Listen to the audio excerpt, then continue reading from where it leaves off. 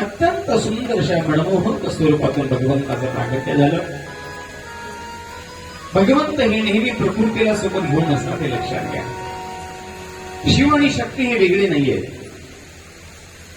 शिव आणि शक्ती हे दोन्हीही एक अंगाचे दोन भाग आहेत. म्हणून प्रपंचामध्ये जगत असताना सती पत्नीचा भाव सुद्धा हा अत्यंत चांगला असणं गरजेचं आहे. एक विचाराचा समतोल, समप्रभारी, समविचारी, सामंजस्यपणा आणि ज्याला याचा समतोल साधता येतो ना, तो आपल्या संसारामध्ये शिवशक्तीचं स्वरूप घेऊन जगत असतो. भगवान परशुरामाने प्रकृतीला सोबत घेऊन त्या ठिकाणी अवतरण झाले आणि त्यांना पाहता क्षणी ब्रह्मदेव आणि विष्णू या दोघांनी हात जोडले. त्यांना लक्षात आलं ही तिसरी शक्ती म्हणजे अद्वितीय व्यक्ती आहे, ही परशक्ती आहे, ही परात्पर आहे, हाच परमेश्वर असायला पाहिजे. भगवान शिवप्रभूंनी सगुण स्वरूपातून भगवान विष्णुदेव आणि भगवान ब्रह्मदेव या दोघांनाही शुभाशीर्वाद दिला, दोघांनाही दर्शन दिलं आणि दोघांनाही त्यांचं जे प्रागट्य झालेलं आहे या मूळ प्रागट्याला पुन्हा वर्णन करून सांगितलं. विष्णूजी, तुम्ही माझे मानस संकल्प पुत्र आहात. विष्णूजी, तुम्ही माझे मानस संकल्प पूर्तीचे अमृत तत्वातले पुत्र आहात आणि ब्रह्माजी, तुम्हीही माझेही संकल्प पुत्र आहात. तुम्हा दोघांमध्ये काहीही भेद नाही. तुम्हीही माझे आहात आणि ब्रह्मदेवही माझे आहेत. मग दोघं जर माझे असले तर दोघांमध्ये वाद करा. दोघांमध्येही श्रेष्ठत्व आहे, दोघांमध्येही योग्यता आहे, दोघांमध्येही देवपण आहे, दोघांमध्येही ती योग्यता समान आहे. पण दोघांमध्येही गोष्ट समान असून सुद्धा दोघांमध्ये विचाराची मात्र उंची कमी जास्त आहे. एका घरामध्ये एका मातेला दोन पुत्र, पण दोन्ही त्याच योग्यतेचे असतील असं सांगता येत. उदर एकच आहे, आईचं उदर एक आहे, पण लेकरू काही संस्कारावरून, काही संगतीवरून आणि काही अशा बौद्धिक जीवनाच्या अभ्यासावरून वेगवेगळ्या अवस्थेला असतो. तद्वत ब्रह्मदेव आणि विष्णुदेव. भगवंताने विष्णुदेवांना सन्मानित केले. विष्णू, तुमच्यामधला प्रामाणिकपणा पाहून मला खूप आनंद झाला. मला हीच अपेक्षा होती की माझा माणूस पुत्र या जगाच्या पाठीवर पूज्य व्हावा. जगाच्या कल्याणासाठी त्यांनी अनेक अवतार घ्यावेत आणि प्रत्येक अवतारामध्ये मानवाचं हित, साधू संत जनांचं संरक्षण आणि असुरांचा म्हणजे दुष्टांचा संहार करावा असाच माणूस पुत्र मला हवा होता. ते गुण मला तुमच्या ठाई दिसून येतात. तुम्ही दोघांनी लावलेली पैज मला माहिती आहे आणि कोण कुठपर्यंत गेले हेही मला माहिती आहे. तुम्ही प्रामाणिक पद्धतीने माझ्या चरणांच्या दर्शनासाठी या अग्निस्तंभाच्या लिंगाच्या शेवटच्या टोकाला जाण्यासाठी तुम्ही प्रयत्न केलात, पण ते आणखीन तुमच्यामध्ये घटण्याची योग्यता, सामर्थ्य किंवा ते घटण्यापर्यंत तुम्हाला जाता आलं नाही. पण तुम्ही जिथपर्यंत गेलात तिथं प्रामाणिक पद्धतीने मी इथपर्यंत गेलोय म्हणून तुम्ही तुमची तिथं खून करून परत आला. हा तुमचा प्रामाणिकपणा आहे आणि या प्रामाणिकतेमुळे मी तुम्हाला अनंत शुभाशीर्वाद देत आहे. या सृष्टीमध्ये जेवढे भक्त माझे असतील तेवढे भक्त तुमचे असतील. पहिला आशीर्वाद. या सृष्टीमध्ये जेवढं मला पूज्य मानलं जाईल तेवढंच तुम्हालाही पूज्य मानलं जाईल. दुसरा आशीर्वाद. या सृष्टीच्या पालन तत्वाच्या ठिकाणी, या सृष्टीच्या संगोपनाच्या ठिकाणी, संरक्षणाच्या ठिकाणी आदिदेव म्हणून मी तुमची नेमणूक करत आहे. या सृष्टीच्या समूळ दुःखांना नाश करण्यासाठी तुम्ही प्रत्येक कल्पामध्ये अवताराच्या रूपामधून प्रगट व्हाल आणि प्रत्येक मानवाच्या, प्रत्येक ऋषीमुनींच्या, साधू संतांच्या हितासाठी आपलं जीवन व्यतीत कराल आणि जे अयोग्य पद्धतीनं जीवन जगत असतील अशा असुरांना शासन कराल, दंड द्या. या विश्वामध्ये जेवढे मंदिरं माझे असतील तेवढी मंदिरं तुमची असतील, जेवढे भक्त माझे असतील तेवढे भक्त तुमचे असतील, जेवढी पूजा माझ्या पद्धतीनं होईल तेवढी पूजा तुमचीही होईल. तुम्हीही तुमच्या प्रत्येक भक्ताला मुक्ती देण्यासाठी, आनंद देण्यासाठी, सुख देण्यासाठी, त्याला परिपूर्ण करण्यासाठी समर्थ असाल हे मी तुम्हाला आशीर्वाद देत आहे. विष्णुदेवांना आनंद वाटला. दोन्ही हात जोडतात, भगवंताच्या चरणांकडे पाहतात आणि भगवंताची कृपा दृष्टी, कृपा कटाक्ष त्यांच्यावरती नेहमी कायमस्वरूपी असावं असं विष्णुदेव भगवंतापुढे मागतात. विष्णुदेवांवरून दृष्टी हटवतात आणि ब्रह्मदेवाकडे दृष्टी जाते. त्यावेळेला ब्रह्मदेवाला पाहून भगवंताचे डोळे लाल होतात. ब्रह्मदेव, मी विष्णूसारखा तुम्हालाही आशीर्वाद द्यावा अशी माझी इच्छा होती, पण तुमच्या अयोग्य वर्तुकीने, तुमच्या अयोग्य वागण्याने, तुमच्या अयोग्य नीतीने मी तुम्हाला श्राप देत आहे. लक्षात घ्या. एकाला वर आहे आणि दुसऱ्याला श्राप आहे. मनुष्याच्या नीतीची किंवा मनुष्याच्या कर्माची ही फलश्रुती आहे, हे त्याचा सारांश आहे. लक्षात घ्या. आपल्याला माहिती असेल, जैसा कर्म करे इंसान वैसा फल देता. परमात्मा सगळ्याला ज्याच्या त्याच्या कर्माने फल देत असतो. हे प्रकृतीचा नियम आहे. भगवान शिवप्रभूंनी ब्रह्मदेवाला उद्देशून ब्रह्मदेवाला एक गोष्ट सांगितली. ब्रह्मा, तुम्ही अत्यंत चुकीचं या ठिकाणी वर्तणूक केलेलं आहे. तुम्हाला या अग्निस्तंभाच्या ऊर्ध्व भागामध्ये तर पूर्ण शिखर गाठता आलं नाही. ठीक आहे, नाही गाठता आलं, काय हरकत नाही. पण तुम्ही मी गाठलं हे पहिलं खोटं या ठिकाणी बोललं. दुसरं, तुमच्या मनामध्ये मी आदिदेव आहे ही भावना उत्पन्न झाली.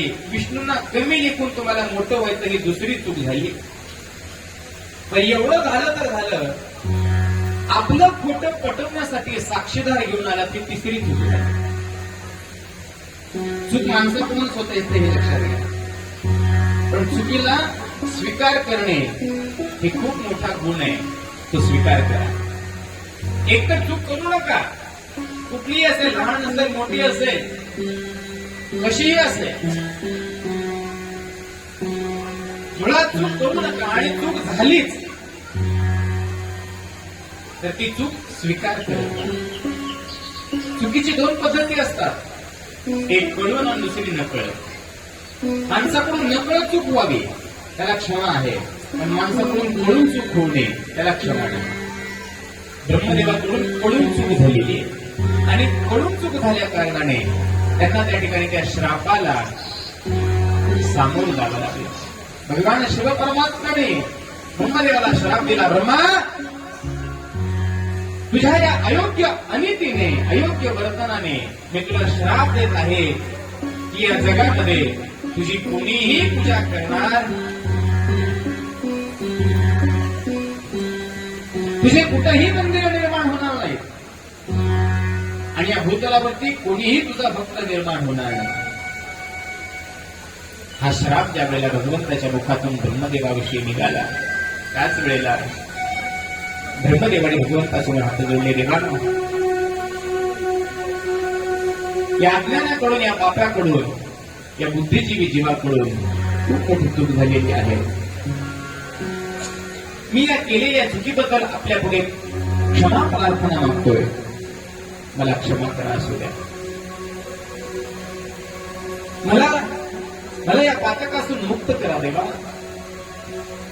मी चूक केलेली आहे. आणि ज्या वेळेला ब्रह्मदेवाने भगवंताच्या चरणाला स्पर्श केला आणि लोकांना घातलं, त्यावेळेला भगवंताला करुणा आली. भगवंत म्हणतात, ठीक आहे, चूक झाली, काय हरकत नाही, पण मी श्राप दिलेला आहे, आता त्याच्यात काही कमी नाही. एकदा श्राप दिला संपला विषय. पण तुम्ही मला शरण आलात म्हणून मी तुम्हाला दुसरी गोष्ट देण्याचा प्रयत्न करीन. आणि ती दुसरी जर गोष्ट कोणती असेल तर ज्या ठिकाणी देवकार्य होईल त्या देवकार्यामध्ये ब्रह्मपूजा म्हणून तुमचा मान होईल.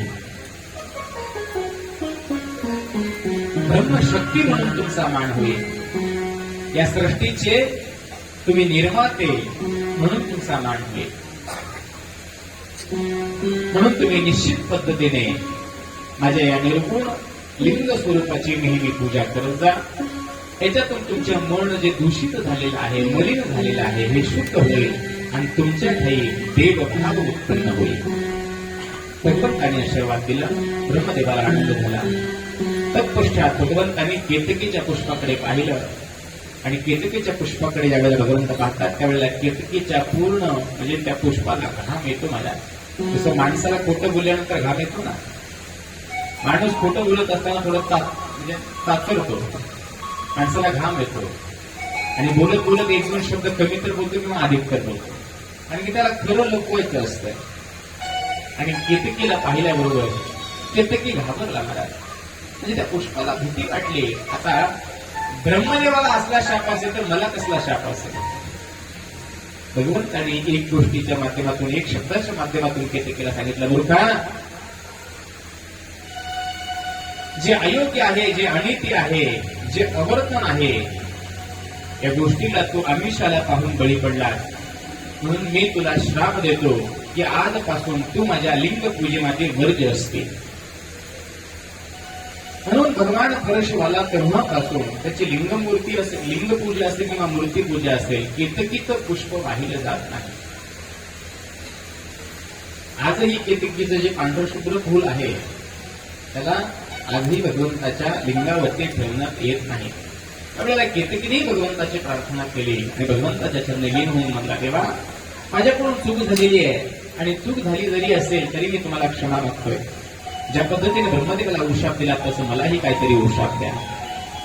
त्याला भगवंत म्हणतात, काही हरकत नाही, जरी मी तुझा स्वीकार नाही केला तर माझे जेवढे काही मानसपुत्र आहेत, जेवढे काही देव म्हणून अवतार घेणार आहेत, विष्णुदेव असतील, ब्रह्मदेव असतील, इतरत्र जेवढ्या काही देवता होतील, त्या प्रत्येकाच्या ठिकाणी तुला पूजेसाठी स्थान दिलं जाईल. पण माझ्या ठिकाणी तू मात्र वर्ज्य असते. त्यावेळेला केतकीलाही आनंद झाला. आणि त्यानंतर भगवान विष्णुदेव, भगवान ब्रह्मदेव आणि केतकी या तिघांनाही भगवंताने मार्गदर्शन केलं. जीवनाची स्थिती काय आहे, परिस्थिती काय आहे, त्याचं अवलोकन भगवंताने करून दाखवलं. आणि या परमात्म्याचं व्यापक स्वरूप काय आहे याचं ज्ञान वेदांच्या माध्यमातून भगवान परशुरामांनी विष्णुदेवांना आणि ब्रह्मदेवाला, सृष्टीच्या आरंभीची कथा आहे तर काही, त्यावेळेला कोणी सृष्टीमध्ये नव्हतं. फक्त आणि फक्त 3 देवताच मुख्यतः स्वरूपाला आल्या होत्या. पहिली देवता आहे भगवान शिवतत्वातून म्हणजे प्रकृती आणि पुरुषाच्या संकल्पनेतून निर्माण झालेले विष्णुदेव. दुसरी देवता आहे ब्रह्मदेव आणि तिसरी देवता करून निर्माण होणारे त्यांचं नाव रुद्रदेव. या 3 देवता आहेत मूळ सृष्टीच्या आरंभी, बाकी कोणी नाहीये. आणि या तिघापासूनच या सृष्टीची उत्पत्ती, स्थिती आणि लय आहे. भगवान विष्णुदेवाला आणि भगवान ब्रह्मदेवाला वेदांचं ज्ञान देऊन तत्वमसी महावाक्याचा बोध भगवान परशुरामांनी त्या ठिकाणी त्यांना दिला. तुम्ही केवळ देव नाही, तुम्ही केवळ जीव नाही, तुम्ही केवळ व्यक्ती नाही, तर तुम्ही प्रत्यक्ष माझे अंश आहात. तुम्ही प्रत्यक्ष माझे स्वरूप आहात, ममात्मा, माझी आत्मा आहात. आणि माझी आत्मा असल्या कारणाने तुमच्या ठाई जे आहे तेच माझ्या स्वरूपाचंच असेल. जे माझ्या ठाई आहे ते सर्वस्व तुमच्या ठाई आहे. याला तत्वमसी असं संबोधलेलं आहे. तत्त्वम् असि, ते स्वरूप तू आहेस याचा बोध भगवंताने दिला आणि साधना मार्ग त्यांना सांगितला. आणि साधना मार्ग सांगितल्यानंतर बऱ्याच दिवसांनी योग पुढे गेला आणि दोघांनीही साधना आरंभ केली. माऊली सांगतात, ज्या माणसाच्या जीवनामध्ये साधना येत नसते, संकीर्तन येत असतं, किंबहुना ज्याचं मन नामसंकीर्तनाशी एकरूप असतं, तो जीव जीव न राहता तो जीव आपोआप शिवस्वरूप बनत असतो. आणि त्याच्या ठाई या विश्वाची सर्व शक्ती एकवटते आणि तोच परमात्मा म्हणून, देवाचा अंश म्हणून, देवस्वरूप म्हणून, देवदूत म्हणून, देवच म्हणून कार्य करत असतो. ही संस्कृती भारतीय संस्कृती आहे. इथं देव आणि भक्त वेगळा नाही, इथं गुरु आणि शिष्य वेगळा नाहीये, इथं साधक आणि साधना वेगळी नाहीये. माऊली सांगतात, नमे मृत्यू शंका नमे जाती भेदा पिता नैव मे नैव माताच जन्म न बंधुर्न मित्राणि गुरुनैव शिष्या चिदानंद रूपम शिवोहम शिवोहम शिवोहम. या सृष्टीतील प्रत्येक अणुरेणूंमध्ये तो परमात्मा भरून उरलेला आहे. प्रत्येक अणुरेणूमध्ये शंकर जळी काष्टी भरला, पिंड ब्रह्मांडे बिंबला, अलक्ष दृष्टीने लक्षिला शंकरची शंका. जे तुमच्यामध्ये आहे ते त्यांच्यामध्ये जे आहे तेच आहे, ते त्यांच्यामध्ये आहे ते यांच्यामध्ये आहे, जे यांच्यामध्ये आहे ते माझ्यामध्ये, जे माझ्यामध्ये आहे ते विश्वामध्ये आहे. हे ज्ञान भगवान परशुरामांनी ब्रह्मदेवाला आणि विष्णुदेवांना दिलं.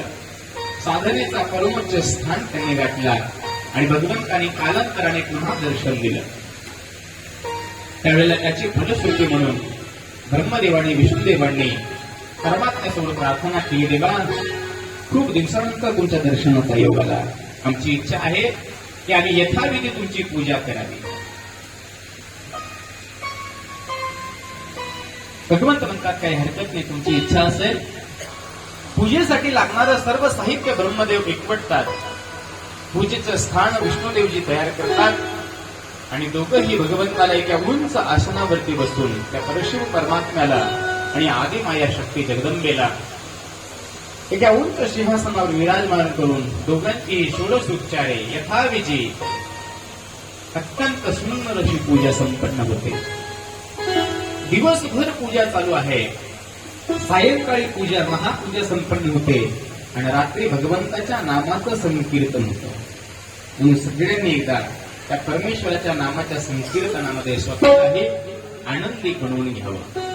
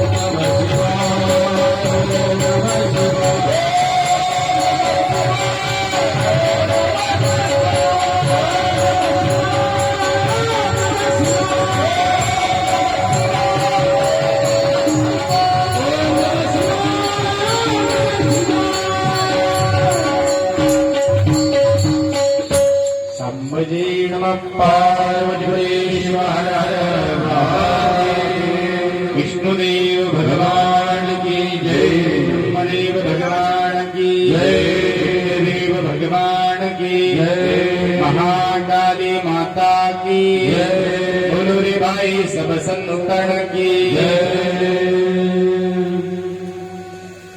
भजन करायला लागू नका बरं का.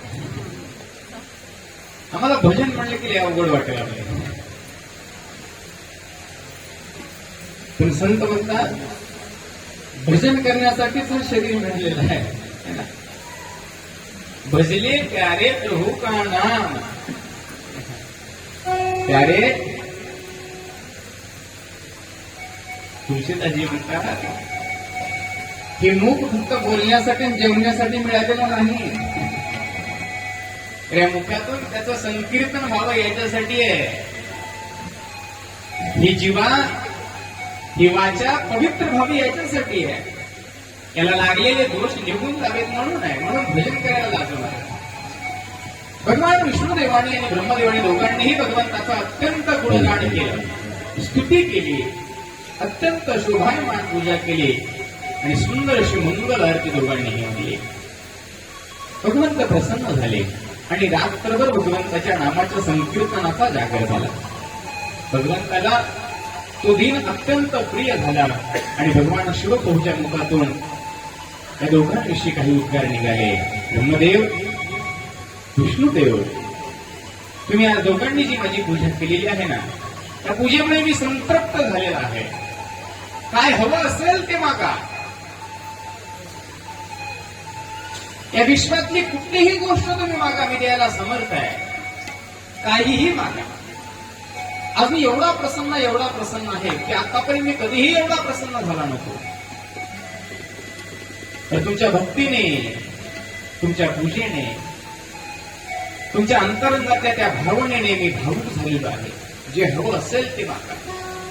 ब्रह्मदेव विष्णुदेव दोघेही म्हणतात तेव्हा या देहाची उत्पत्ती तुमच्यापासून झालेली आहे. ज्याचा पिता परिपूर्ण असेल त्या लेकरांना काय मागायची अपेक्षा असेल.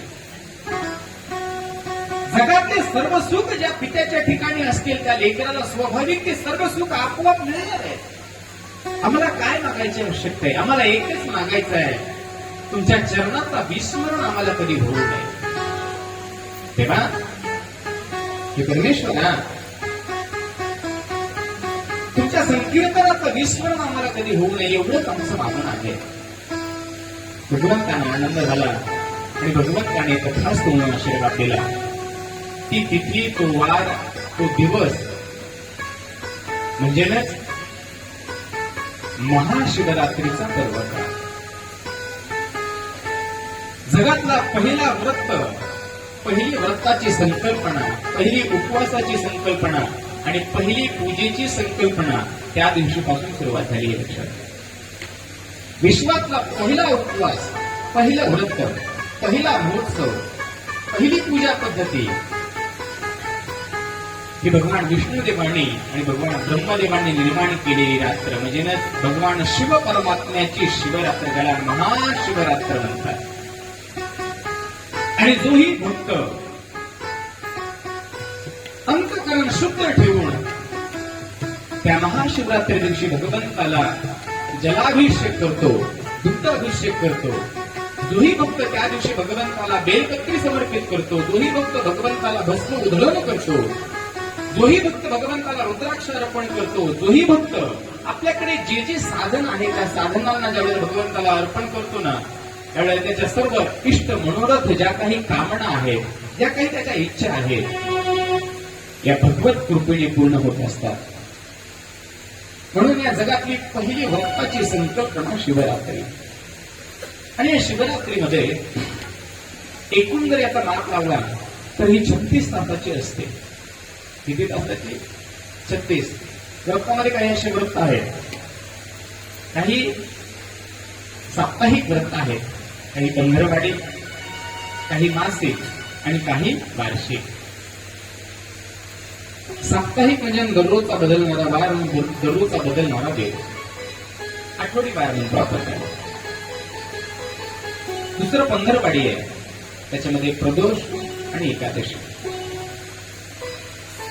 एक मासिक आहे, त्याला संकट चतुर्थी आणि मासिक शिवरात्र म्हणतात. आणि जी सगळ्यात व्यापक असते जे वर्षातून एकदाच येत असते ती मात्र महाशिवरात्री असते. ती दररोज येणारी नाहीये. फाल्गुन शुद्ध त्रयोदशीला येणारा तिथी काळ म्हणजे महाशिवरात्रीचा काळ. म्हणून त्या दिवशी सकळ मानवांनी, सकळ दानवांनी, सकळ सूर असुरांनी, प्रत्येक जीवाने भगवान शिवप्रभूचीच प्रार्थना, पूजा, नामसंकीर्तन करावं अशी आख्यायिका आहे. भगवान परशिवाने प्रसन्न होऊन दोघांनाही अनेक मंगल आशीर्वाद दिले आणि भगवंतांनी त्या तिथीला अमर तिथी असं नाव दिलं आणि भगवान अंतर्धान पावले. कालांतराने भगवंताने पुढच्या आणखी काही साधना काळामध्ये त्या दोघांनाही आशीर्वाद देऊन वेगवेगळ्या स्थानावरती आणि वेगवेगळ्या काळामध्ये भगवान ब्रह्मदेवाला सृष्टी आरंभासाठी नेमणूक करण्यात आली. म्हणजे नियमता त्यांना करण्यात आला. जेवढी सृष्टी उत्पत्ती झालेली आहे त्या सृष्टीचं पालन तत्व म्हणजे पितृतुल्य व्यक्तिमत्व म्हणून पालनाचं कार्य हे विष्णुदेवांकडे सोपवलं. दोघांचीही मर्यादा, दोघांनाही दोघांचंही ज्ञान आणि त्या कृतीचं कार्याचं ज्ञान देऊन भगवंतांनी ज्याच्या त्यांच्या वृत्तीचा तो भाग सोपविला. ब्रह्मदेवाला आनंद झाला, विष्णुदेवांनाही आनंद झाला आणि ब्रह्मदेवाने सृष्टीच्या आरंभाची संकल्पना आरंभ केली. त्यावेळेला आकाशवाणी होती आणि आकाशवाणीतून ब्रह्मदेवाला अशी सूचना मिळते की तुमच्या ठाई साधनांचं बळ आणखीन कमी आहे आणि तुम्हाला आणखीन साधना करावी लागेल. त्या साधनाच्या पश्चात तुमच्याकडे सृष्टी निर्मितीची योग्यता येईल. आणि ब्रह्मदेव पुन्हा साधनेला चालू केले. साधनाची संकल्पपूर्ती ज्यावेळेला पूर्ण होते त्यावेळेला ब्रह्मदेवाने आपल्या कमंडलातील काही जल घेतलं, त्याला अभिमंत्रित केलं आणि वायुमंडलामध्ये म्हणजे नभोमंडलामध्ये भिरकावलं. त्याचे अनेक जलाशय निर्माण झाले. अनेक जलाशय ज्याला आम्ही नक्षत्र, ग्रह, तारा असं म्हणतो ना, नभोमंडल. अनेक असे नभोमंडल तयार झाले. पण हे सगळे निर्जीव होते. निर्जीव असल्या कारणाने त्याला सचेतन जोपर्यंत करणार नाही तोपर्यंत निसर्ग काम करू शकणार नाही. ज्याला आम्ही प्रकृती म्हणतो. काल पलटले जसं दिवस आणि रात्र असते ना, ही दिवस आणि रात्र ही कालक्रमानं जर नसेल तर या सृष्टीमध्ये कुठलंच कार्य स्थितीलाही येणार नाही, म्हणजे निर्मितीही होणार नाही आणि त्याचं लयही होणार नाही. ब्रह्मदेवाने परशिवाची प्रार्थना केली. परशिवाने विष्णुदेवांना सांगितलं, विष्णुदेव जाऊन ब्रह्मदेवाचं कार्य करा. विष्णुदेवांनी ब्रह्मदेवाच्या या कार्याला व्यापक स्वरूप देण्यासाठी अनंत रूप त्यांनी धारण केली आणि एक एक रूपातून त्या अचेतन शक्तीला चेतना देण्याचं काम विष्णुदेवांनी केलं. सृष्टीला सजीव बनवलं आणि अनेक जीवाची निर्मिती होईल अशी योग्यता ब्रह्मदेवाच्या ठाई विकसित केली. विष्णुदेवांनी त्यांचं कार्य त्यांना सांगून अंतर्भान पावले आणि ब्रह्मदेव सृष्टीचा आरंभ चालू झाला. पण ज्यावेळेला सृष्टीचा आरंभ झाला त्यावेळेस जेवढे काही देवगण, जेवढे काही महान ब्रह्म ऋषी निर्माण झाले हे सर्व अयोनी संबंध आहे. संकल्पपूर्तीतून बाहेर पडलेली देवता, आदी देवता यांना नाव. त्याच्यामध्ये सप्त ऋषी असतील, त्याच्यामध्ये अनेक देवता गण असतील, संकादी सारखे अनेक ऋषी असतील, नारदांसारखे महर्षी असतील, बृहस्पतींसारखे महर्षी असतील, अनेक अशा अनेक ऋषींची संकल्पना निर्माण झाली. हाच काल परत पुढे जातो आणि सृष्टीखंड इथे येऊन थांबतो. त्याच्या पुढचा खंड सतीखंड.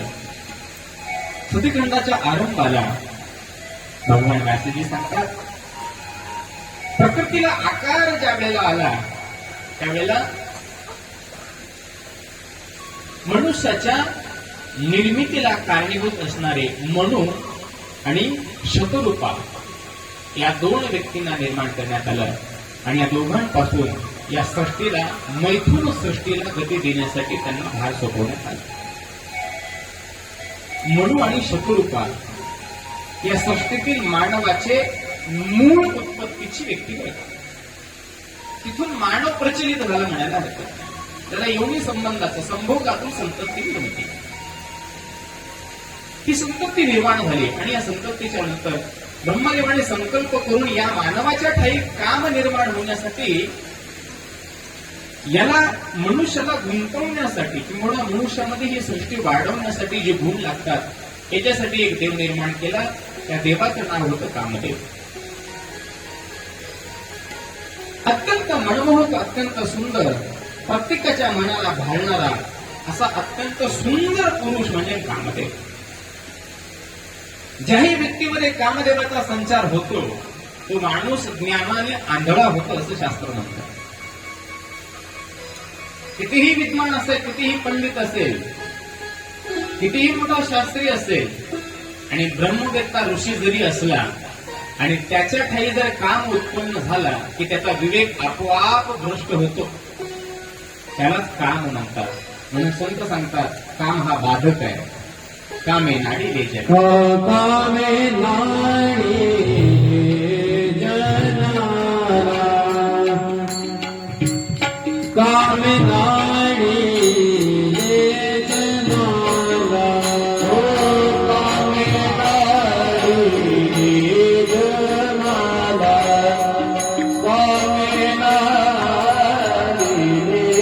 जनाला, कामे नाडी जनाला, कामे नाडी जनाला, कामे नाडी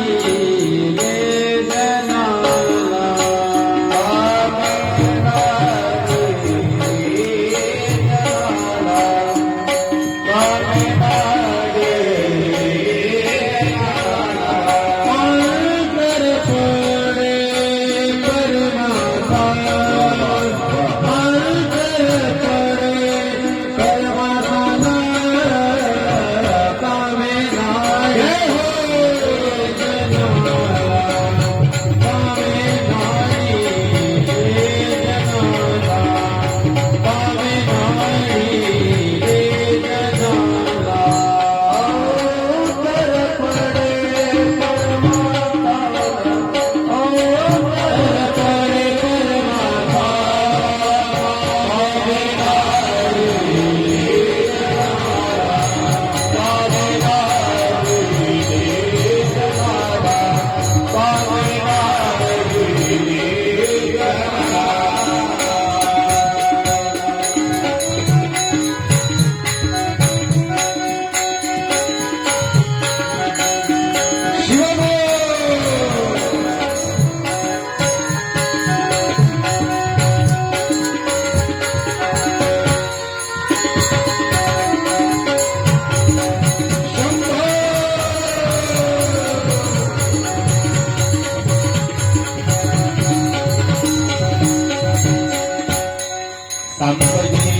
पार्वतीपते शिव हर हर महादेव. सच्चिदानंद सद्गुरुनाथ महाराज की जय.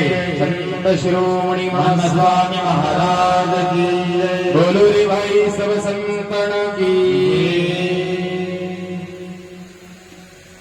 आपल्या वाङ्मयामध्ये हा शब्द पाहायला मिळतो. संतांनी आपल्या सर्व वाङ्मयामध्ये सांगितलेला आहे, विवेकवान पुरुषाने कामापासून दूर राहावं. ज्ञानी माणसापासून कामापासून दूर राहावं. कळत्या माणसाने कामापासून दूर राहावं. विचारवंताने कामापासून दूर राहावं. कारण की जिथं काम होतो तिथं परमार्थामध्ये अंतर पडतं. कामे नाडी ले जनाला, अंतर पडे परमार्था.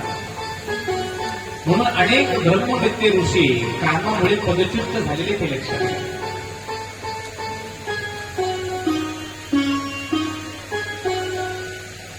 ब्रह्मदेव म्हणतात सृष्टीच्या निर्मितीसाठी कामाची नितांत गरज आहे. आणि पाहता पाहता काम ज्या वेळेला प्रगट झाला, अत्यंत मनमोहक असा सुंदर स्वरूप घेऊन काम प्रगट झालेलं. त्याला पाहता क्षणी प्रत्येकाच्या मनामध्ये वासनेचा वास किंवा कामनेचा वास उत्पन्न होतो. ब्रह्मदेवाने त्यांना 5 पद्धतीचे विषय वासनेचे पुष्प, म्हणजे याला पुष्पबाण म्हणतो, हे आयुध दिले आणि त्यांना एक आशीर्वाद दिला. मदना हे कामा हे 5 आयुध मी तुझ्या समोर देत आहे, हे 5 विषय तुझ्या समोर देत आहे. त्याच्यामध्ये मोहणी, मारणी, उच्चाटणी असेल, त्याच्यामध्ये शब्द, स्पर्श, रूप, रस आणि गंध असेल. या विषयाने प्रत्येक जीवाला तू मोहण्याचा प्रयत्न करेल आणि त्या प्रयत्नातून तू त्या कामकातून या सत्तेची उत्पत्ती होत जाईल. हा प्रयोग तू कोणावरही करू शकतोस, काही बंधन नाही. माणूस असेल, दानव असेल, यक्ष असेल, गंधर्व असेल, देव असेल किंवा आणखी कोणी असेल, सगळ्यांवरती तू प्रयोग करू शकतोस. कामदेवाला अहंकार झाला लगेच. म्हणजे आता असलं मोठं जर शस्त्र माझ्याकडे असेल तर माझ्या शस्त्रामुळे सगळे जर मला वश होत असतील तर आता म्हणजे इथंच याला प्रत्यंच्या चढवून बघावं. त्यांनी त्या धनुष्यावर तिथंच प्रत्यंच्या चढवण्यात चालू केली. काही लोकांना कष्ट न करता जर लॅटरी लागली की तो जसा करतो का नाही तसं कामदेवाची गत झाली. आपल्यामध्ये एक शब्द आहे बघा, उतावीळ नवरा. आता नगर ते बक्कळ आहे, आता नवऱ्या मिळणार अवघड झाले. आता बक्कळ पण गुडियाला पाशी घेऊन बसलेले, पण काय करावं, परिस्थितीच गंभीर होऊन गेली. तसा एखादी चरित्राचं वर्णन पुढे येणार आहे सती मातेच्या आणि पार्वती मातेच्या जीवनाबद्दल. कामदेवाने गुडियाला बाशी बांधलं आणि लगेच त्या धनुष्यावरती प्रत्यंचा चढवली आणि प्रत्यंचा चढवून त्याच्यावरती विषयाचे बाण त्यांनी लावण्याचा प्रयत्न केला. आणि ज्यावेळेला त्याची प्रत्यंचा ओढली, त्याच्यावरती बाण लावलं, त्याच वेळेला सुगंधित वारा वाहू लागला. सगळीकडे अनेक जीवनामध्ये काम उत्पन्न झाला. प्रणयापूर अवस्था त्याला म्हणावं. आणि ज्यावेळेला ही सगळी घटना झाली त्यावेळेला तिथं उपस्थित होणाऱ्या सगळ्या देवतांमध्येही, उपस्थित ब्रह्मदेवामध्येही आणि उपस्थित सर्व सनकादी ऋषी सारखे, दक्ष सारखे अशा सगळ्या विद्वानांमध्ये काम निर्माण झाले. त्या दोघांना तिघांना भान झाली. म्हणजे हे काय होतंय आपल्याकडे. एवढ्याच विचारामध्ये तिथे एक भगवान ब्रह्मदेवाच्या संकल्पनेतून एक सुंदर अशी कन्या जन्माला आली, जिचं नाव आहे संध्या. ते दिवसा कुरूप दिसते पण संध्याकाळी अत्यंत सुंदर दिसते ती संध्या. तिला पाहता क्षणी प्रत्येकामध्ये काम संचय झाला आणि ब्रह्मदेवाला वाटू लागलं की अशी एखादी सुंदर व्यक्ती ही माझी सवंगडी असावी. प्रत्येकामध्ये काम निर्माण झालं. पण त्याच ठिकाणी त्या परिस्थितीमध्ये उभा असणारा धर्मदेव, त्याला धर्मवेत्ता म्हणतो, त्या धर्माला धर्माची जाणीव होती आणि ती धर्माची जाणीव असल्या कारणाने धर्माने भगवंताचा धावा केला. परमेश्वरा, या कामाने सगळ्याला अवघड गेलेलं आहे आणि सगळे देव याला बळी पडलेले आहेत. तुम्ही तात्काळ यावं आणि या संकटाचं निवारण करावं. भगवंताने धर्माची हाक ऐकली आणि ब्रह्मदेव आधी सर्व देवांसमोर परमात्मा उभी होऊन टाकली. ज्यावेळेला परमेश्वरा त्या ठिकाणी उपस्थित झाले, सगळे देव शर्मेने मानाखाली घालतात. परमात्मा स्वतः उभा टाकलेले आहेत, सगळे मानाखाली घातलेले आहेत. भगवंताला हसू आलं आणि भगवंताने म्हणले, ब्रह्मा काय चाललंय हे. आणि घरचा करता जर बिघडला तर घर चालवणार कोण. घरचा बापच जर बिघडला तर मग दोष द्यावा कोणाला. म्हणून माऊलीने एक ओवी तुमच्यावरती लिहिलेली आहे, घरच्या करत्या माणसावरती बरं का, शिक्षणावरती. आम्ही नेहमी लेकरांना, पोरांना, तरुणांना, तरुणींना दोष देतो. तर त्या लेकरांना, तरुणांना, तरुणींना दोष देण्यापेक्षा माऊली सांगतात, वडील अग्रगण क्रिया टाकीती, नेमते पैसेची वर्तिती, म्हणून न टाकी जे अधिक स्थिती, वाढविते सज्जने. घरामध्ये जर बापच जर बिघडलेला असेल तर पोराला दोष देता येतो का? घरामध्ये माय जर अवनीतीने वागत असेल तर मुलीला दोष देता येतो का? मुलीला दोष देण्याचा अधिकार नाही ना मुलाला दोष देण्याचा अधिकार नाही. का? तर घरामध्ये वडील हे वडील तुल्य म्हणजे पितृतुल्य माणसं जर बिघडलेली असतील तर घराला घर पण राहत नाही. म्हणून घरचा करता अत्यंत विचारवंत असला पाहिजे, विवेकी असला पाहिजे, ज्ञानी असला पाहिजे संत म्हणतात. आणि ज्या कर्त्यामध्ये विवेक आहे, ज्ञान आहे, योग्यता आहे, वैचारिक पातळी ज्याची वाढलेली असेल त्याच्या पोटी येणारी संतती ही सुद्धा अत्यंत विचारवंत असते. म्हणून साधू संतांनी सुद्धा सांगितलेलं आहे, मुळी लाख होतात ज्ञानी कंठा लाख होतात. बाप ज्ञानी असला पाहिजे असं संत म्हणतात. त्यांच्या घरचा बाप ज्ञानी असतो तिथे लेकर आपोआप शाणे होतात. तुकोबरायासारखे संत सुद्धा म्हणतात बघा, शुद्ध बीजा पोटी फळे रसा पोटी. जिथं बीज शुद्ध असतं तिथून अंकुर येणारी तालवी अत्यंत शुद्ध येत असते. आणि ते जर बीज खराब असेल, त्याच्यामध्ये रग नसेल तर त्याच्यातून येणारी अंकुर तालवी सुद्धा खराब येत असते. आणि जसं रोपटं लावलेलं आहे तसेच फळ मिळत असतात. एखाद्यानं जर धामुके जर बाबळीचे धामुके टाकले असतील आणि अपेक्षा आंब्याची करत असतात तर ते कदापि शक्य नाही. कबीरदासजी सांगतात, बीज बबुल का बोए तो आम कहां से खाए. उभं आयुष्य आम्ही धामुके टाकत फिरलेलो आहोत आणि ज्या वेळेला त्या धामुक्यातून एक काटेरी वृक्ष बाहेर आलं आणि त्याला काट आणि ज्या वेळेला लांब त्या बाबळीच्या शेंगा निर्माण झाल्या त्यावेळेला आम्हाला वाटू लागले की याला आंबे का लागले नाही. आंबे येणार कुठून बाबा? आंबे येण्यासाठी आंब्याची पोळी जर लावली असती तर आंब्याचं झाड आलं असतं.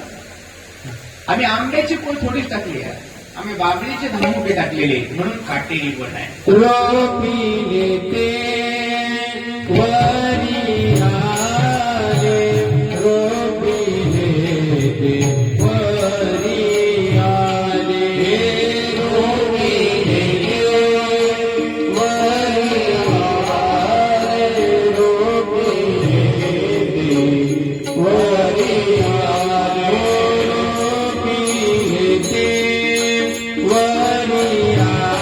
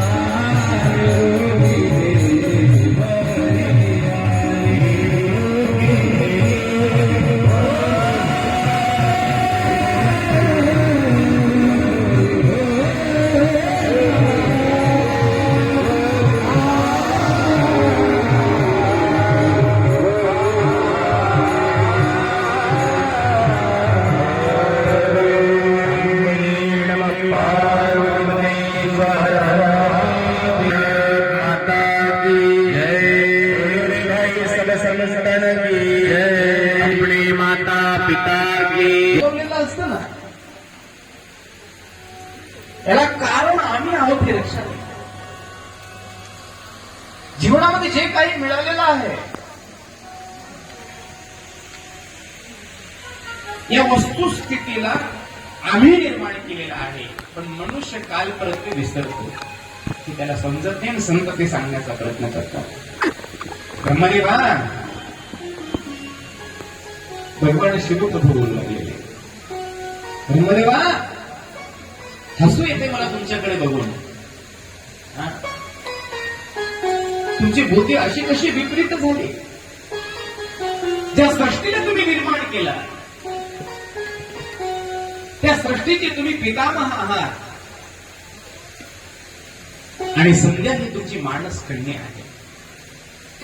तुमच्या कन्याच्या बाबतीत तुमच्या अंतःकरणामध्ये विषय वासना निर्माण व्हावी, लाजीरवाणी गोष्ट आहे. एवढा शब्द म्हणल्यानंतर शहाण्याला शब्दाचा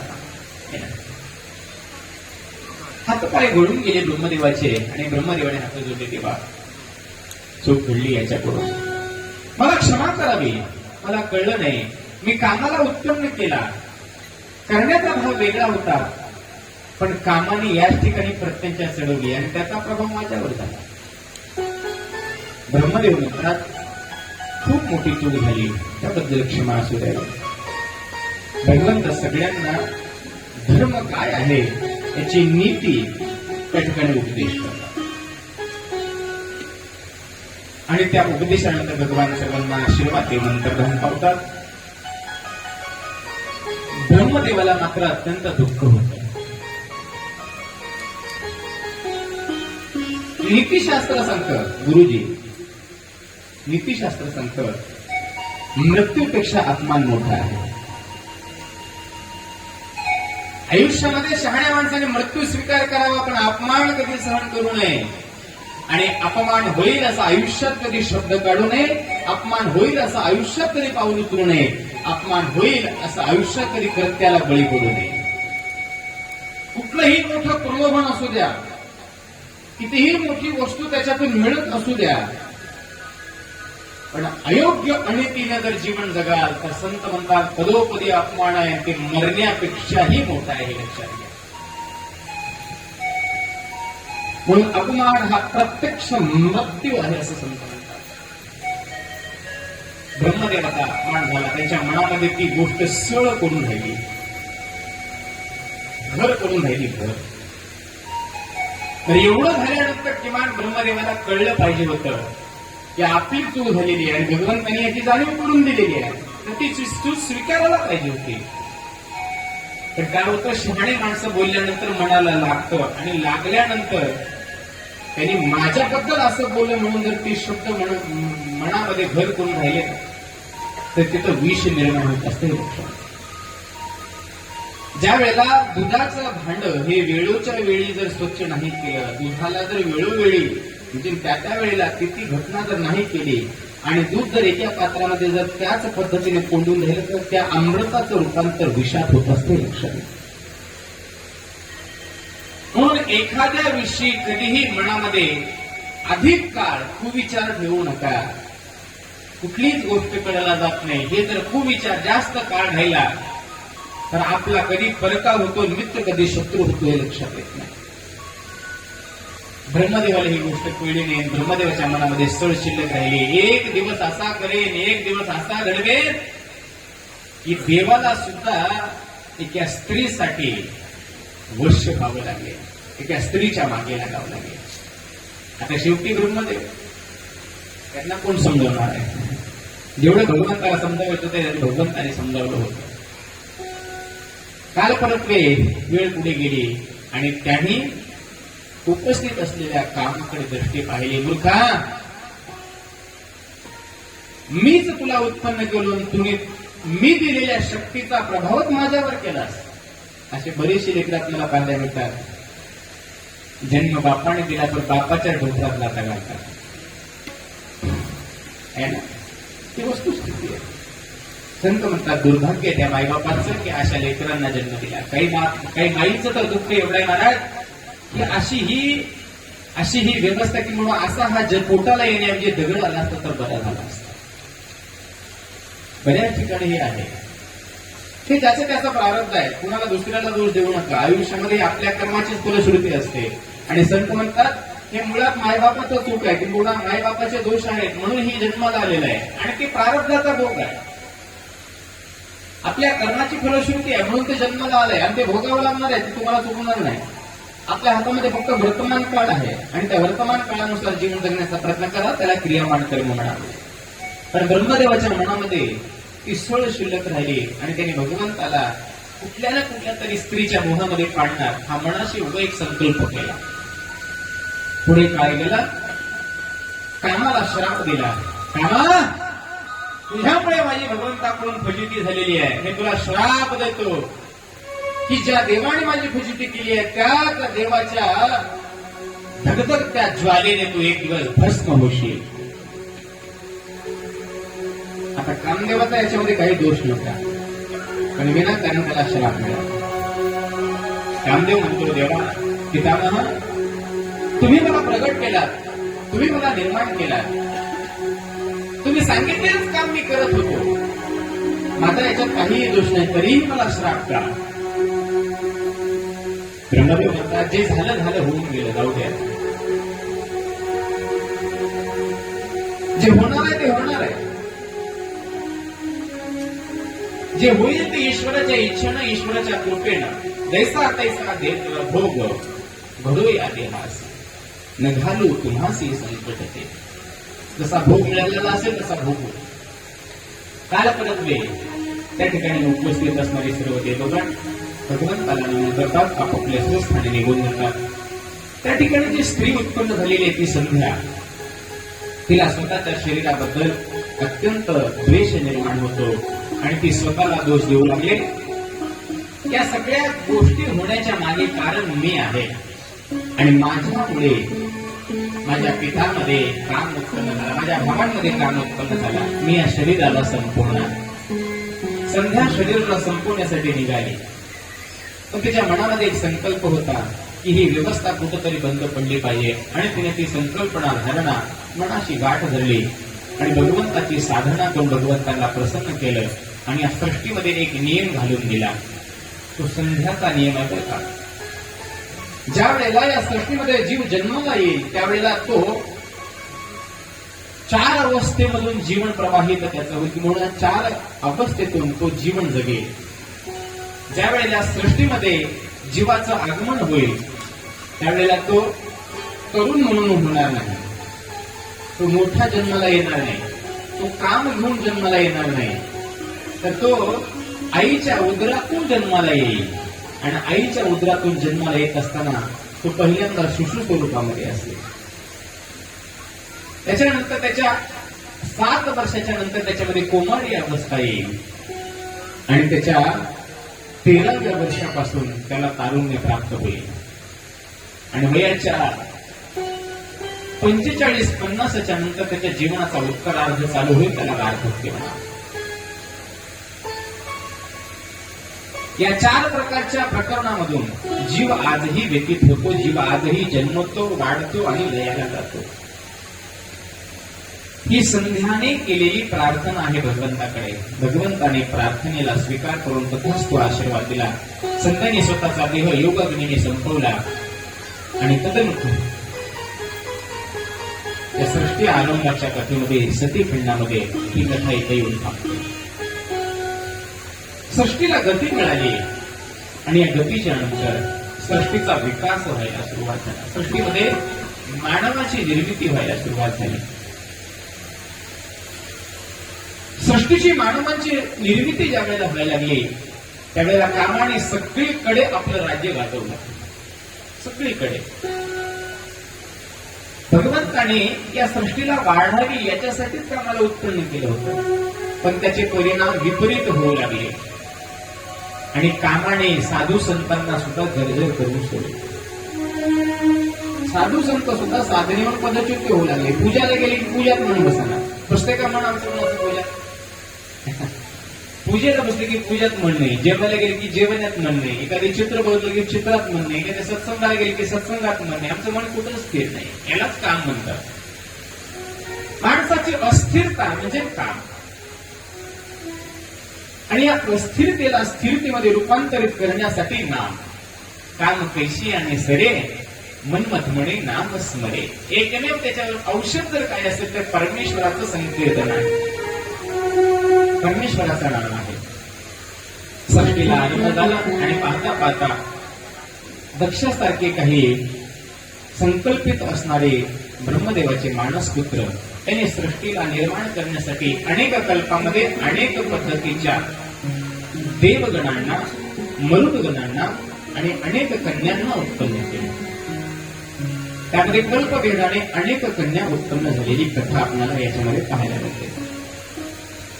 याच कन्येच्या शृंखलेमध्ये 60 कन्या दक्षाच्या ठिकाणी म्हणजे कन्या मातृशक्ती निर्माण झाल्या आणि त्या 60ही कन्या अनेक वेगवेगळ्या देवतांना, ऋषींना आणि अनेक वेगवेगळ्या महापुरुषांना देण्यात आल्या. त्यामध्ये एक कन्या आहे सती कन्या. ती कन्या दक्षाच्या ठिकाणी विराजमान आहे, दक्षाच्या घरी विराजमान आहे आणि दक्षाच्या घरी ती जन्म घेणारी आहे.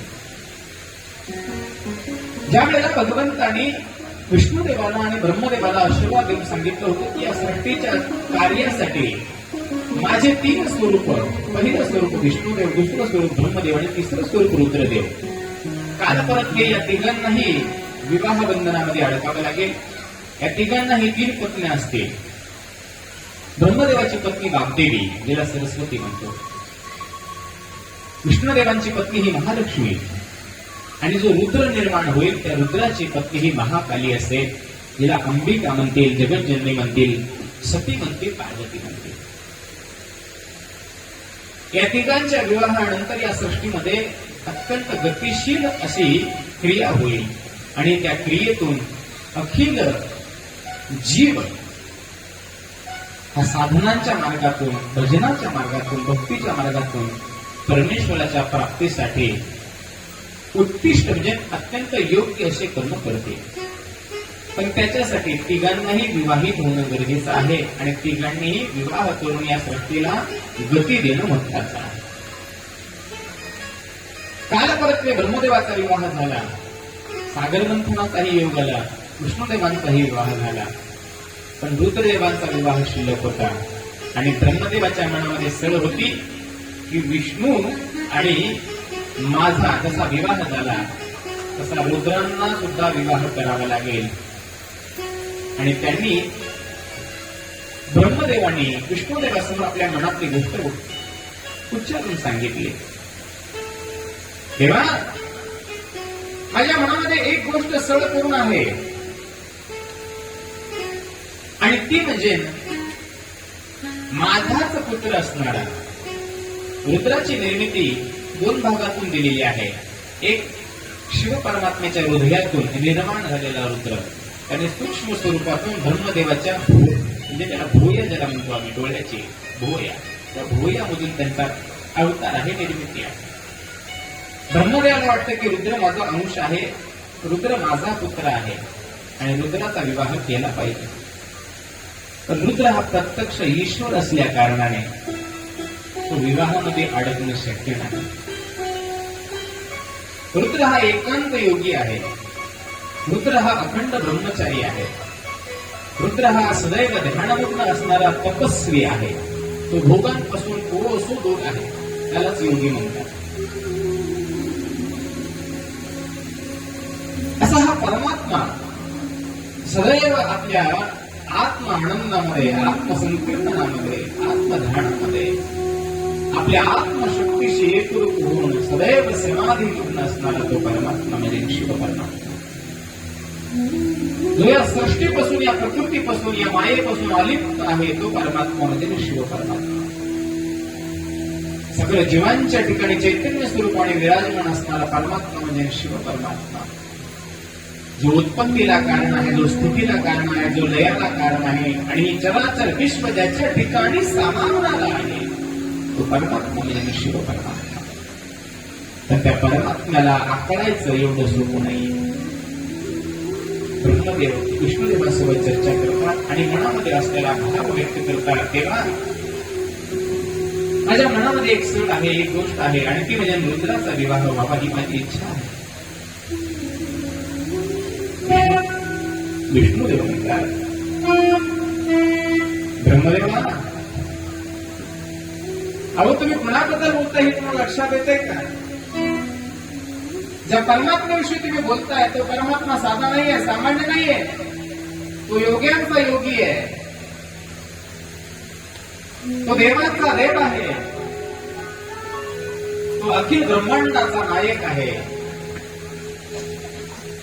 आणि त्या परमात्म्याला तुम्ही मायेमध्ये आकलवण्याचा प्रयत्न करताय, ते कदापि शक्य नाहीये. ती मनातला विकल्प काढून टाका, चुकीचं आहे. एखाद्या माणसाबद्दल विकल्प मनामध्ये असू नये. विकल्प सुद्धा दुःखाला कारण आहे. विकल्प म्हणजे मत्सर. लक्षात घ्या. माऊली सांगतात, विकल्प रहितो शांतो निरहंकार एकचर तद्रूपो ब्रह्म संबंधी मुक्तात्मा भवती तो. मन संकल्प विकल्पाच्या परे असावं आणि सर्वांठाई मी आहे ही दृष्टी त्याने पाहावी. तेच ब्रह्मपद आहे, तेच रसिपद आहे, तेच शिवपद आहे, तेच मुक्तीपद आहे. ब्रह्मदेवाच्या अंतःकरणामध्ये हा भाव उत्पन्न झाला. विष्णुदेवाने समजवलं, पण शेवटी ब्रह्मदेव त्यांना सांगतात की मी म्हणतोय म्हणून करायचं नाहीये. तर भगवान शिवप्रभूने स्वतः म्हणलेलं आहे की वाग्देवी ही तुमची पत्नी असेल, लक्ष्मी ही विष्णूची पत्नी असेल आणि महाकाली ही माझी पत्नी असेल.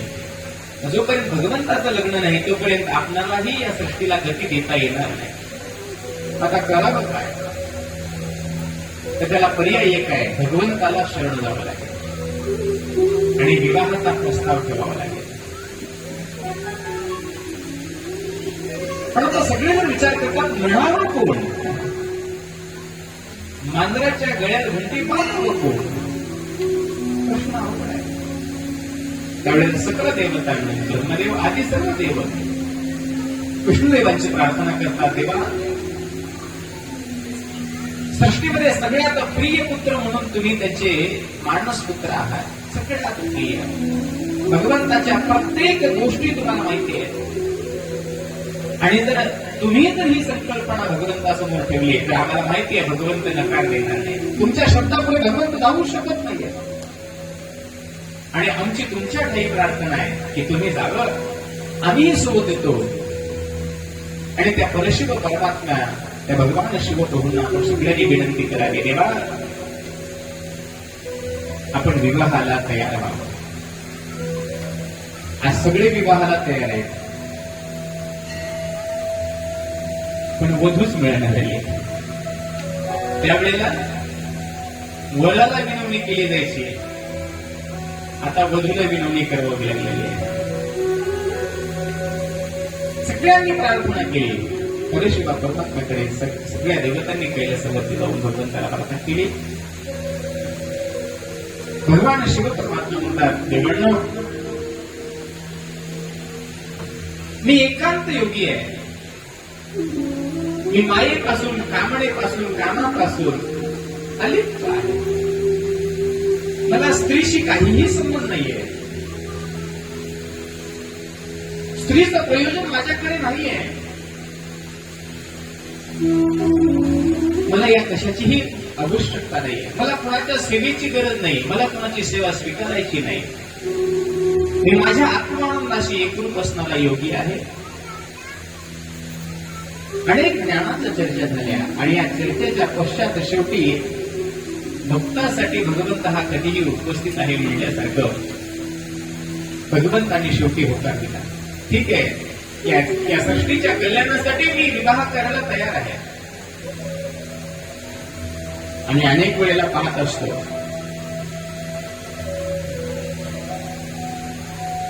खऱ्या साधूच्या ठिकाणी, खऱ्या साधूच्या निवासस्थानी स्त्रियांचं काहीही काम नव्हतं बरं का.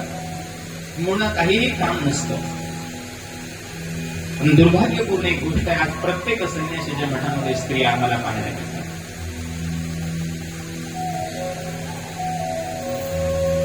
प्रत्येक ठिकाणी व्यक्ती सुशीलभूत असेल, सदाचार संपन्न असेल, नीती मार्गाचा अवलंबन करणारा असेल आणि धर्मवेत्ता असेल, याच्याबद्दल प्रश्नार्थक चिन्ह आहे. असो, तो विषय वेगळा आहे, मी तिथे काही जास्त वेळ जाणार नाही.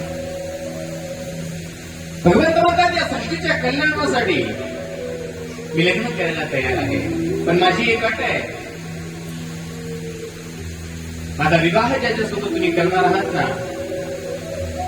ती माझ्या योग्यतेची असणं गरजेची आहे.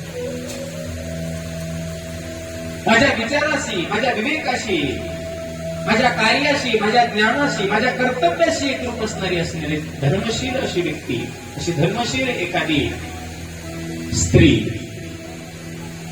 माझ्या प्रत्येक गोष्टीला वाहून नेणारी असणारी एखादी स्त्री, माझ्या जीवनाच्या समतोल पद्धतीला समजून घेऊन जगणारी स्त्री, हीच माझी धर्मपत्नी असायला हवी. मी ज्या वेळेला योगी आहे त्यावेळेला तिने योगिनी व्हावं, मी ज्या वेळेला कामी आहे त्यावेळेला तिने कामिनी व्हावं, मी ज्या वेळेला चराचर विश्वाचं कार्य करेन त्यावेळेला ती माझी आदिशक्ती व्हावं, माझ्या प्रत्येक कार्यामध्ये तिचा हातभार असावा, मी जसं जगतोय त्या जगण्याला तिने सहमती द्यावं आणि तदनुरूप त्याने त्या अंगाने जगण्याचा प्रयत्न करावा, अशी पत्नी माझी असावी. अशी पत्नीचा शोध तुम्ही करा, आम्ही विवाह करायला तयार आहे. पत्नी कशी असावी याचं उदाहरण भगवंताचं हे चरित्र आहे. जी आपल्या पतीच्या विचाराशी अत्यंत समतोल पद्धतीनं जगते ती पत्नी असते. जी आपली पती पावित्र्याची मर्यादा सांभाळते ती पत्नी असते. जी पतीलाच परमेश्वर मानून त्याच्या ठाई सर्वस्व अर्पण करते ती पत्नी असते. जी पती सेवेसाठी सदैव तत्पर आणि दक्ष असते ती पत्नी असते. आयुष्यामध्ये केवळ पतीचा हात परमेश्वर आहे म्हणून त्यालाच सर्वस्व अर्पण करून त्याच्यासाठी जीव ओवाळून टाकते ती पत्नी असते. पतीच्या एकाही शब्दाचं उल्लंघन न करणारी ही पत्नी असते. आणि अशी पत्नी मला हवी आहे हे भगवंत म्हणतात. आजच्या वस्तुस्थितीमध्ये पत्नीचा शोध ज्या वेळेला तरुण किंवा एखादे माता पिता आपल्या मुलांसाठी मुलगी पाहतात ना, त्यावेळेला त्या मुलीच्या ठाई असणारे गुण कोणी पाहत नाही, तिला तिचं फक्त रूप पाहिलं जातं.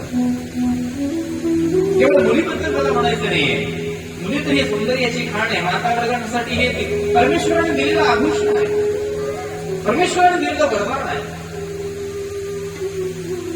पण एखाद्या ठिकाणी एखाद्या वराला सुद्धा पाहत असताना आम्ही त्या वराचे गुण पाहत नाही, हे दुर्भाग्य आहे. आम्ही त्या वराची प्रॉपर्टी बघतो, फक्त आमच्या डोळ्यात एवढंच सांगवलेलं आहे. तो मुलगा तो वर असणारा किती पैसे कमवतो, त्याच्याकडे किती बँक बॅलन्स आहे, त्याच्या बापाने त्याच्यासाठी काय करून ठेवलेलं आहे. आम्ही फक्त याच गोष्टीची पडताळणी करतो. तो मुलगा किती वाजता उठतो, पुढे मित्रांसमवेत राहतो, किती वेळेला काय काय काम करतो, कुठल्या व्यसनामध्ये गुंतला आहे का, कुणाच्या संगतीला आणि पंक्तीला बसतो का, आम्ही आता कधीही विचार करत नाही. उलट आपल्यातले काही शहाणे माणसं म्हणतात, अरे तरुण वयामध्ये होत असतं, कारण की हे केलेलं असतं आणि हे केलेलं असतं म्हणून त्या वळणावर त्याला नेलेलं असतं. पण विनंती आहे त्या माता पित्यांना, एखाद्या कन्याचं कन्यादान करत असताना ते पात्रता पाहून करा. विनंती आहे, त्याची प्रॉपर्टी बघून करू नका.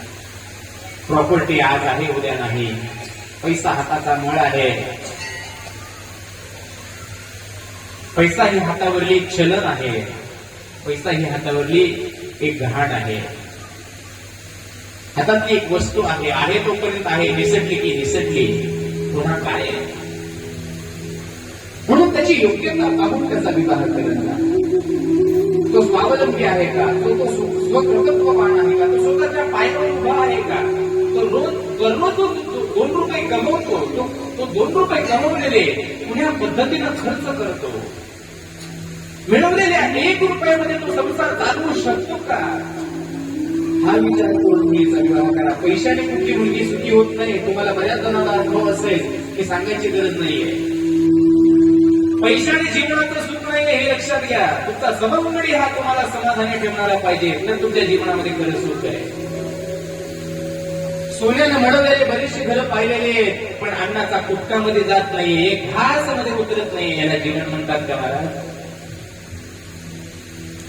पैसा पैशाच्या ठिकाणी असेल श्रेष्ठ, पण पैशाने सगळे सुख विकत घेता येत नाहीये.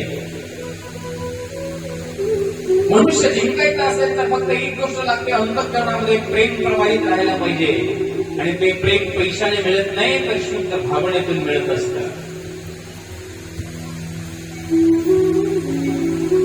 परमेश्वराने सांगितलं, अशा लक्षणाने युक्त असणारी जर कन्या मिळेल तर मी तिच्याशी विवाह करायला तयार आहे. ब्रह्मदेवाला आनंद झाला आणि ब्रह्मदेवाने भगवंताचा होकार मिळाला. या आनंदामध्ये भगवंताचा आशीर्वाद घेऊन सर्वजण तिथून निघून गेले. काल परत वेळ पुढे गेला. आता भगवंताचा विवाह करायचा म्हणल्यानंतर त्या योग्यतेची स्त्री पाहणं खूप अवघड आहे. त्याच वेळेला विष्णुदेव म्हणतात, भगवान शिव हे प्रकृतीच्याच अधीन आहे, बाकी कोणाच्याही अधीन नाहीये. शिव हे फक्त आणि फक्त त्या जगदंबेलाच वरू शकतात आणि तीच त्यांची माया आहे, तीच त्यांची धर्मपत्नी आहे. म्हणून आपल्या सगळ्यांना त्या भगवतीला, त्या आदिशक्तीला प्रार्थना करावी लागेल. तसं राजा रामचंद्राच्या जीवनाबाबतीत तुलसीदास सांगतात, रघुकुल रीत सदा चली आई, प्राण जाय पर वचन न जाय. एक पत्नी, एक वचनी आणि एक वाणी, मर्यादा पुरुषोत्तम राजा रामचंद्र. तसं भगवान परशिवाचा आहे. भगवान परशुरामांनी जगातल्या कुठल्याच स्त्रीच्या ठिकाणी कामवासना कधी पाहिली नाही. ब्रह्मदेवाला माहिती होतं, विष्णुदेवांनाही माहिती होतं. विष्णुदेव ब्रह्मदेव भगवतीची प्रार्थना करतात, भगवती प्रसन्न होते आणि भगवती सगळ्यांना अभय देऊन सांगते, निश्चित तुमच्या देव कार्यासाठी मी अवतार घ्यायला तयार आहे. पण मी अवतार घेण्यासाठी मला भगवंताची परवानगी घ्यावी लागेल. म्हणून प्रत्येक स्त्रीने लक्षात घ्या, जेवढ्या विवाहित माऊली आहेत त्यांनी घरातलं कुठलंही कार्य करत असताना पहिल्यांदा आपल्या मालकाशी चर्चा करूनच करत जा. मनाचा कारभार कधीही करू. मालकाला ती गोष्ट समजत असेल नसेल, सगळ्याला समजदारच मालक मिळतो असं नाही. काही ठिकाणी कमी जास्तपणा असतो, पण त्यांचा अधिकार आहे, त्याला मालक म्हणून आपण स्वीकारलेला आहे ना. मालक म्हणजे स्वामी. स्वामी म्हणजेच आपला आराध्य, आपला इष्ट. आणि त्याला सोडून काहीही कार्य करता कामा. काही असेल, लहान असेल मोठं असेल, त्याच्या पुढे विचार ठेवत जावा आणि त्यांनी होकार दिला तरच करत जा. एखादी गोष्ट समजत नसेल, तुम्ही समजवण्याचा प्रयत्न करा. तो अधिकार आहे तुम्हाला, तुम्ही त्यांची धर्मपत्नी आहात आणि पत्नीचा अधिकार संसारामध्ये बरोबर आहे, सम आहे. आता बरेचसे असे काही आमचे नग आहेत, त्याला काही जमत नाही, पण अशा काही विचारवंत माऊले आहेत की त्यांना सगळं जमतं. म्हणून तुम्हाला तो अधिकार आहे समजावण्याचा. भगवती म्हणते, भगवंताचा अनुमती घेऊन मी तुम्हाला सगळ्यांना निरोप देते. भगवती भगवंताचा निरोप घेऊन सगळ्यांना होकार देते. पण त्याच्यासाठी मी ज्याच्या ठाई जन्म घेणारी आहे तो पिता आणि ती माता अत्यंत पवित्र असणं गरजेचे आहे.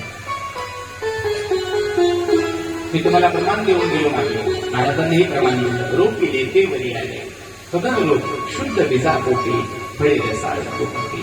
दुसरे प्रमाण आहे, मुली बाप होतात ज्ञानी, तेव्हा लागो उड्यात.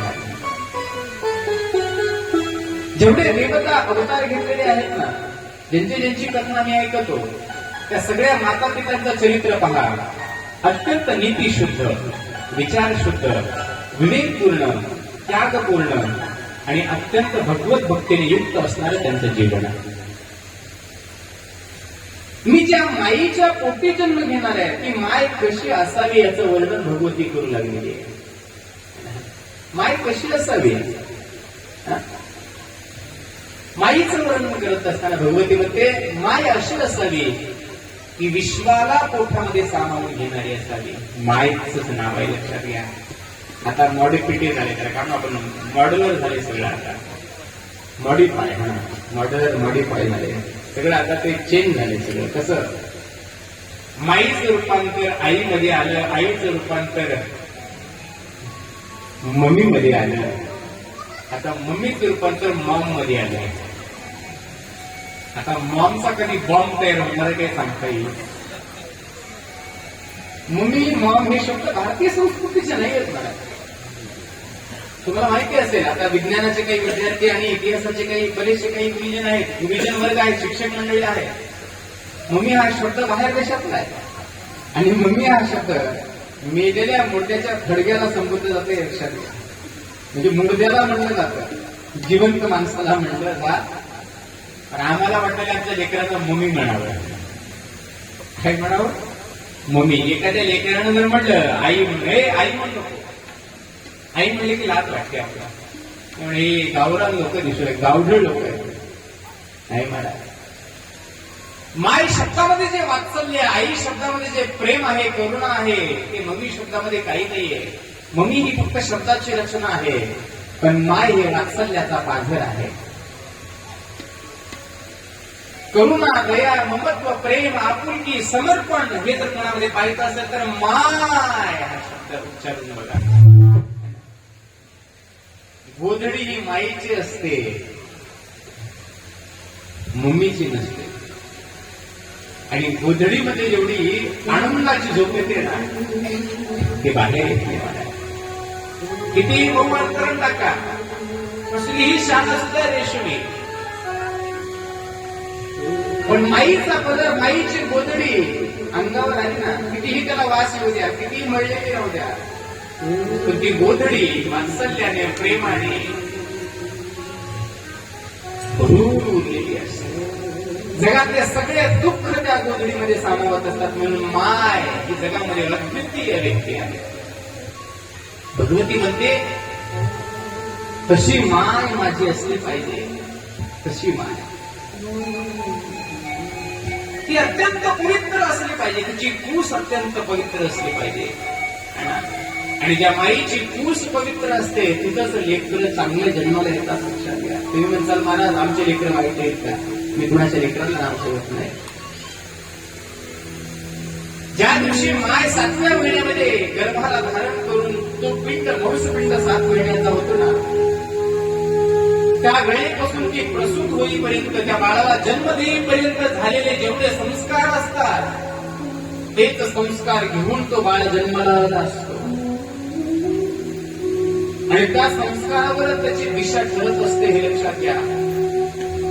म्हणून जेवढ्या महापुरुषांच्या माता झाल्या त्यांनी डोहाळे जीवनाचा संस्कार झाल्यानंतर फक्त संतांच्या कथा वाचलेल्या आहेत, महापुरुषांच्या गाथा वाचलेल्या आहेत, क्रांतिकारी वीरांच्या यशोगाथा त्यांनी पाहिलेल्या आहेत. म्हणून मा जिजाऊ असेल, माता मादलंबिका असेल, माई पार्वती असेल, जिजाऊने केलेले गर्भावरचे संस्कार म्हणून शोभा जन्माला आला. मादलंबिकेने केलेले गर्भावर संस्कार म्हणून बसवांना जन्माला आले.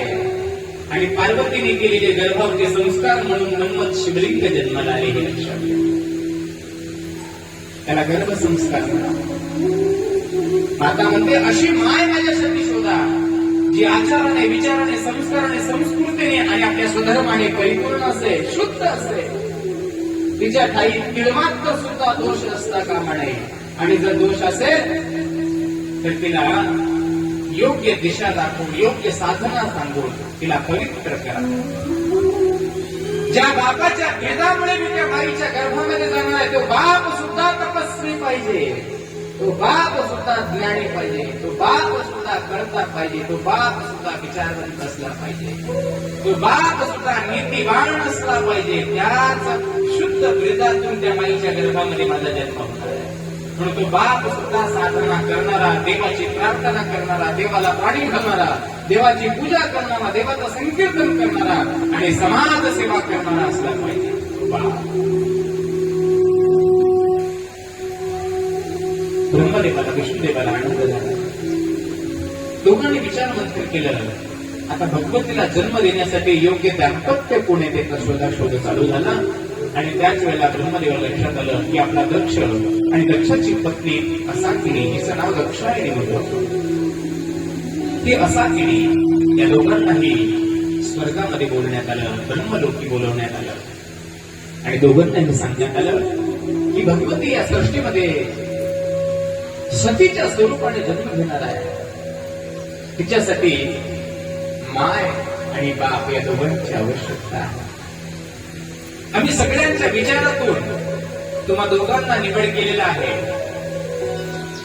पण भगवती येण्याच्या अगोदर काही अट सांगत आहे. ती अट अशी आहे की जो बाप माझा जन्मदाता असेल तो जगामध्ये सर्वश्रेष्ठ असला पाहिजे, पहिली अट आहे. आणि ज्या माईच्या कुशीमध्ये मी जन्माला येणार आहे ते कुश अत्यंत पवित्र असले पाहिजे. आणि याच्यासाठी या सृष्टीमध्ये तुम्ही दोघं जण पवित्र आहेत असं आम्हाला वाटतं. पण आमची प्रार्थना आहे तुम्हाला, आमची विनंती आहे तुम्हाला की तुम्ही त्या भगवतीची प्रार्थना आणि साधना करा. दोघांनाही आनंद झाला. भगवती प्रत्यक्ष आमच्या पोटाला जन्माला येणार. दोघांनी अत्यंत खडखड साधना निर्माण केली. महाराज सलग 27 वर्ष त्या असाकिनी माऊलीने म्हणजे दक्षाच्या पत्नीने अत्यंत सुंदर व्रत धारण केलं. 1, 2, 3 वर्ष नाही, सलग 27 वर्ष. जसं अन्न असताना जन्माला येण्याच्या अगोदर आता मातलांबिकेने नंदी व्रत धारण केलं होतं. 1, 2 दिवस नाही महाराज, तर अनेक वर्षापर्यंत नंदी व्रताचा उपवास संकल्पित केला होता आणि त्याचीच फलश्रुती नंदिकेश्वराचा अवतार बसवांना जन्माला आला होता. 3 वर्ष आईच्या गर्भामध्ये बसवांना होते. 3 वर्ष 36 महिने आणि 36 महिन्यामध्ये आईनं दिलेले गुण त्यांनी स्वीकारले होते. संस्कार मातीचे असतात लेकरावरती लक्षात घ्या. बापाचे संस्कार कमी अधिक असू शकतात कारण की बाप पूर्ण वेळ लेकरांसाठी देऊ शकत नाही, पण 24 तास वेळ देणारी माय ही संस्काराची खाण असणं गरजेची आहे. ज्या घरामध्ये अशी संस्काराची खाण असणारी माय असते तिथं जन्माला येणारी संतती नसते तर त्या घराची संपत्ती असते. माता असाकिनी सलग 27 वर्ष साधना करते आणि ती साधना ज्या वेळेला पूर्ण होते त्यावेळेला तिच्या चेहऱ्यावरती ब्रह्मचर्याचं तेज, शरीरामध्ये एक दिव्यत्वाचा असा प्रभाव प्रभावित होतो आणि सकल देव तिच्या पुढे हात जोडतात. जी पतिव्रता माऊली आपल्या पती पावित्र्याचं संगोपान करते, सांभाळ करते आणि आपल्या पतीठाई आणि आपल्या आराध्य दैवतेठाई आपला संसार पाहते ना, तिथं देव सुद्धा हात जोडतात. मला एवढा अधिकार त्या पतिव्रता माऊलीचा आहे हे लक्षात घ्या. सकल देवताई म्हणून त्या साधनेला नमन करतात आणि आशीर्वाद देतात. असाकिनी तुझ्या इच्छेने ही साधना केली आहेस ना,